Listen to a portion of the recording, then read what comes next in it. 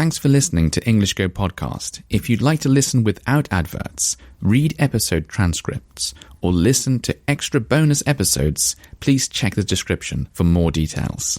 Hello and welcome back to the Japan holiday series. So last time we just spent a lovely time in Kifune, and actually we did a sort of like walking trail, a hiking trail from one shrine to another shrine. And that was nice. I enjoyed that. I really like, as I've said many times before on this podcast, probably, I really like walking in these sort of naturey areas, you know, like forest areas or lots of grass and, you know, nice places like that. And this was no exception. This also was a nice place. Although it did have lots of steps everywhere. Like the whole path was mostly, you had like steps or some stone you could walk on. And normally when I'm going on like similar walks in England, there aren't any steps. there isn't any stone. It's more like natural, you know. It's just you can see a path that's sort of been worn out by many people's feet. So there's no like grass growing there maybe. Or sometimes there is grass, but it looks like very short because lots of people keep walking on it. But that path is just like a guideline, you know? So you can walk along it, or you can just go any other way, you know? Just break off the path at any point and just walk around. That's the kind of freedom I'm used to having in England. I'm not sure you can do that so much in Japan. Or I just haven't been to the places where you can, perhaps. But yeah, so we followed this path all the way around, and really nice scenery, and arrived at this other temple, which looked amazing, really nice. And the view from there, wow. I love that view. It's just mountains, like a lot of mountains and trees growing all over the mountains. And it just looks really peaceful. And I like it. I'll put a picture up for you, attach it to this post, so you can see what I'm on about. Hopefully you like it too. Anyway, so we headed back to Kyoto via bus, it was. My parents had an ice cream from a vending machine at the train station whilst they were waiting. It was hot. It was very hot all the time they were in Japan, but it was nice to, you know, be able to get an ice cream from a vending machine. I don't think we have those in England. Our vending machines are much more simple. We just get crisps, chocolate bars, some other snack sort of things, and drinks, you know, water, pop, and that kind of stuff. But no ice creams. And there is one. There's one I've seen. Yes, I have seen an ice cream vending machine in one place in my life, and that's at a theme park called Alton Towers, which is sort of in the middle of England. And there is an ice cream vending machine, I remember. Okay, so that wasn't true. So anyway, we had our lovely ice creams from the vending machine, headed back to Kyoto on the train, picked up our luggage. I think we got some food. Yeah, we got some food from like a bakery or something for the next day, for tomorrow's breakfast. And I don't know what we ate on the evening. I do. Maybe I think that was the day that we had ramen from the train station, and I'm not the world's biggest fan of ramen. It has to be said.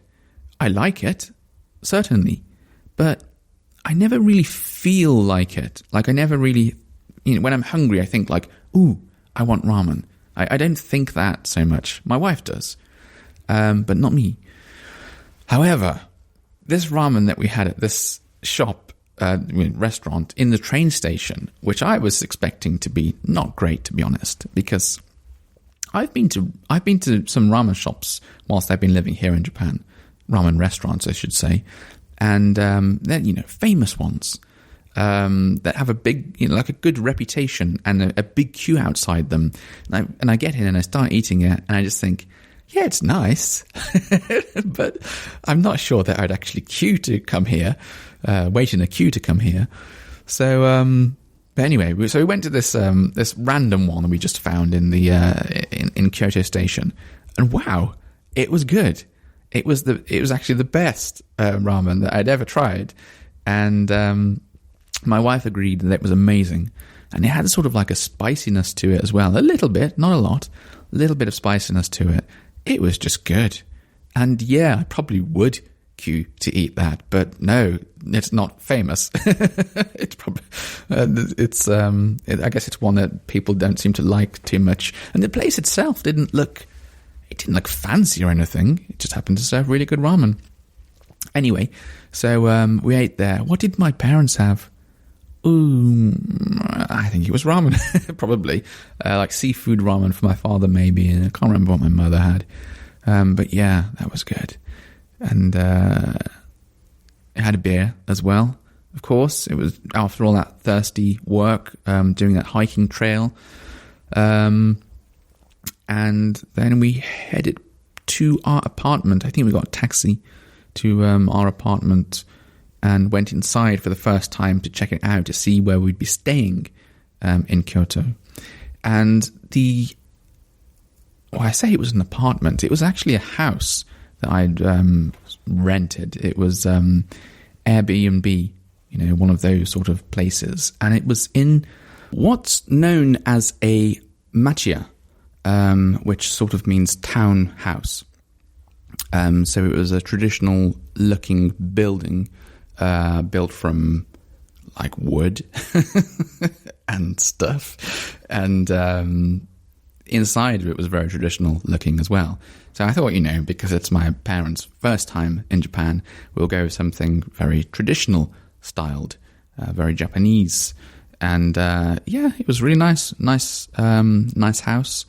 And I think they liked it. It was surprisingly small. It was smaller than I thought it was going to be. But, it had enough space for all of us, so no problem. The stairs were a death trap. Something that can cause you death easily. Those stairs, I had to be very careful going up and down them because they were so steep. Like the angle was, I think they were the steepest stairs I've ever climbed in my life, and it just felt like you were going to fall off them every time you went up and down. But towards the end of our stay, I did get used to them a bit, as much as you can. But yeah, it always felt a bit dangerous. But it was a nice place, and most of the rooms had that tatami sort of straw mat on the floor. My parents were able to sleep on futon in the sort of main room, and they had a nice view out into the small sort of garden area, which was very nice with some decorative plants outside for them to look at in the morning. But yeah, it was nice. It was a nice place. But we weren't going to stay there for long, because the next morning we were up early again, and we were back on the Shinkansen. Bullet train. So we got another taxi to Kyoto Station, and no, we didn't. I lied. We walked. We walked to a nearby station. It wasn't too far away, maybe about 5 or 10 minutes. Then got the train into the station, Kyoto Station, and then got the bullet train to Hiroshima. So yeah, quite a long journey it is, all the way from my flat down to Hiroshima. But if you break it up with a stay in Kyoto overnight, then it's not so bad, really, I don't think.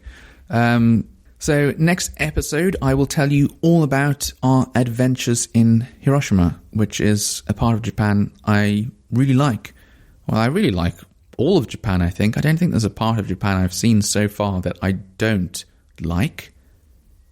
There are one or two areas in Tokyo, and one area I've been to in Osaka, which is a bit touristy, and because of that, it's a little bit dangerous, sort of, but not really.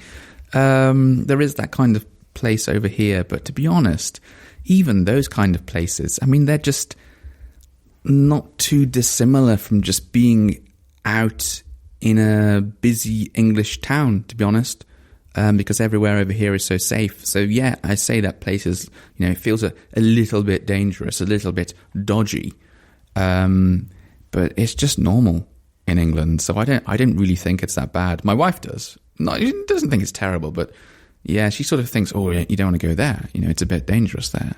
But I just think, no, it's just normal.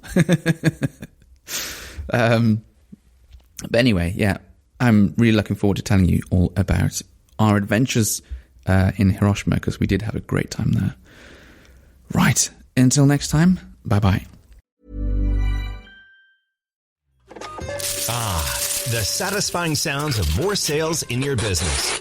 And from the sound of it, your business is growing. But you shouldn't have to pay more to scale your business. With Stamps.com, you can import orders from wherever you sell online, find the lowest rates with the fastest delivery times, and instantly deliver tracking updates to your customers and stock up on supplies. Get started at Stamps.com today with code PROGRAM for a 4-week trial, free postage, and a digital scale. Sometimes the transition to fall and winter feels like experiencing every season on the same day. The shoes in the Allbirds Mizzle collection were made for misty morning walks, surprise snow days, and anything a trip to the dog park might bring. The whole collection brings together water-repellent technology and classic style, so you can stay warm, dry, and comfy during your everyday adventures. Check off your errands with the Wool Runner Mizzle, dash through cold and wet weather with the Wool Dasher Mizzle, or upgrade to next-level protection with the Wool Runner-Up Mizzle Plus. Go to allbirds.com and use code FRESHSOCKS for a free pair of socks with your purchase. ALLBIRDS.com, code FRESHSOCKS.